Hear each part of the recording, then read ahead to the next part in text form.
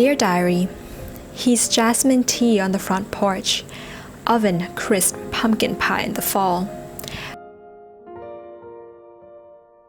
Fresh and robust oregano from the backyard.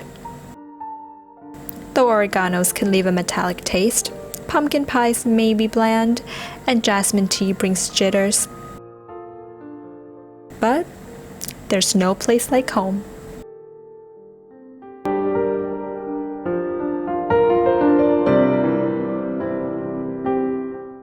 Hi beautiful souls, it's Tan here today with another Synastry Moon in the Houses overlay for you today. And today we're going to be looking at Moon in Partner's 4th house. So I have my introduction video to Synastry as well as a video guiding you to how to get a Synastry chart done with a particular love interest. So if you're not familiar with Synastry, you can check out those two videos first. So links up above and in the description box below, and you can come back and watch this video.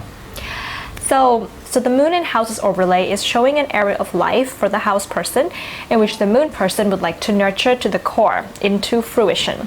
For the house person, this is going to be an area where they feel more comfortable acting out their irrationalities, the two people actually, as well as their fears, their insecurities, as well as their security needs.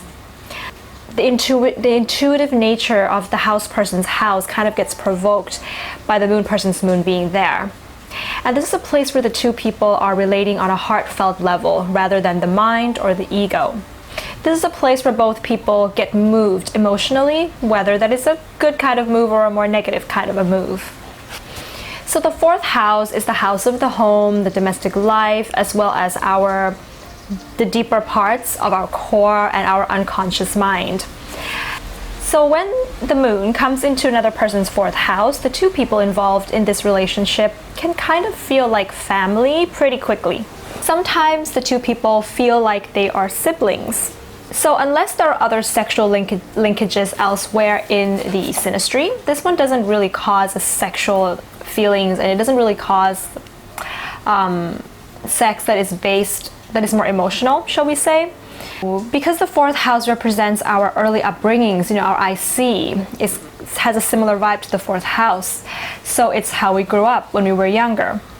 Usually with this pairing, the way that the house person would like their home to be designed and the environment and the atmosphere in their home to be, the moon person is usually very comfortable with that. They kind of want the same things when it comes to their domestic life, usually, most of the time.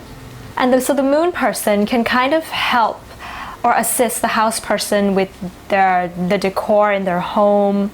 There's a heartfelt connection within domestic life. So if the house person is a person who is more interested in home design and they're very much concerned with that, this can be a real spark for the house person. But if the house person is more of a nomad and they're not really into creating their home and their home moves with them wherever they move, we're going to have to see if the moon person is going to have a similar nature to that or not. This placement makes it easy for the moon person to be able to sense out the instinctive reactions of the house person and when that's going to come up. If the moon person's moon is, let's say, in a square to their Pluto, or maybe it's to their Uranus. Okay, let's talk about the Pluto first. If the moon person's moon is sort of like in a square to their Pluto, what can happen is that the moon person may feel that they have a power to sort of manipulate the house person's immediate environment, the environment in which they live. For example, this is an example, and the moon person may let's say they're deciding on a place to live. The moon person may say things to subtly kind of persuade the house person into moving to live with them instead of them moving to live with the house person. Or they may subtly try to change the private world of the house person without the house person really realizing it until it kind of becomes a bit disturbing for the house person. That can kind of happen with this placement over time.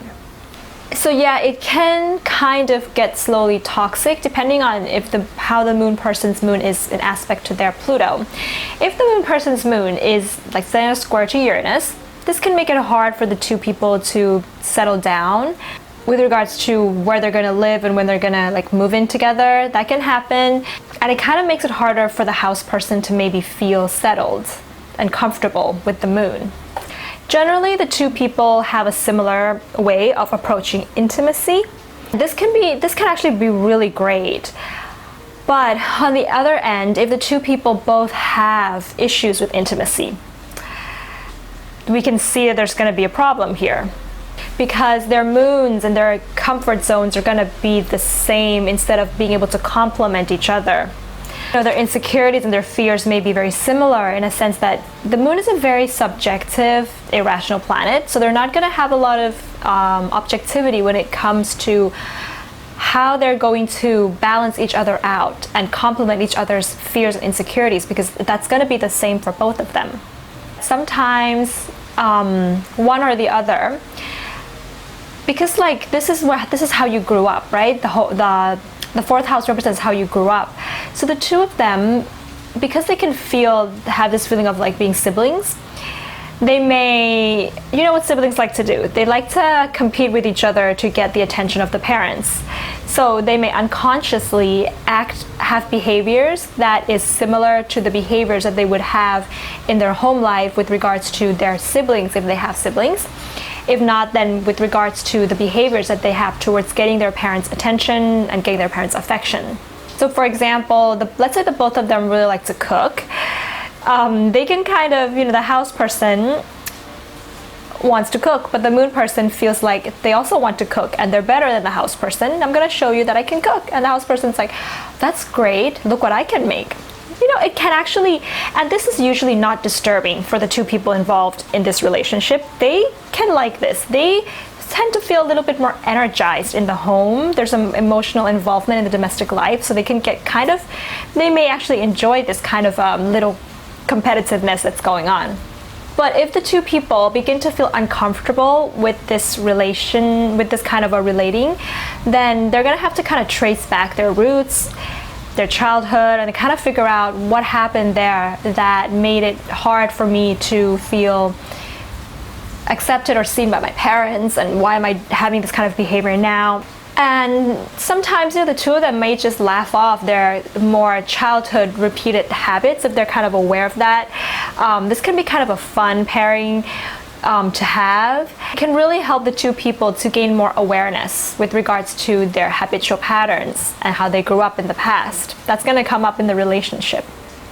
So the ultimate theme for this pairing of the moon being in a partner's fourth house is ultimately for the two people to become more aware of their past childhood days and be able to adjust their inner world and their immediate environment, their domestic life, as is necessary in order to meet somebody else who steps into that world, and also doing it with sensitivity. So that is my take on Moon in Partner's fourth house. If you like this video, give it a thumbs up and hit the subscribe button if you haven't. If you already subscribed, then thank you very much for coming along. I do birth chart readings, synastry, relationship readings. All the information is on my website. You can check that out. Yeah, so that's it for today. I'll see you very soon, beautiful souls, in the next video. Moon in Partner's 10th house. That's going to be the last video in this Moon in the Houses overlay series. All right, have a beautiful day. Bye.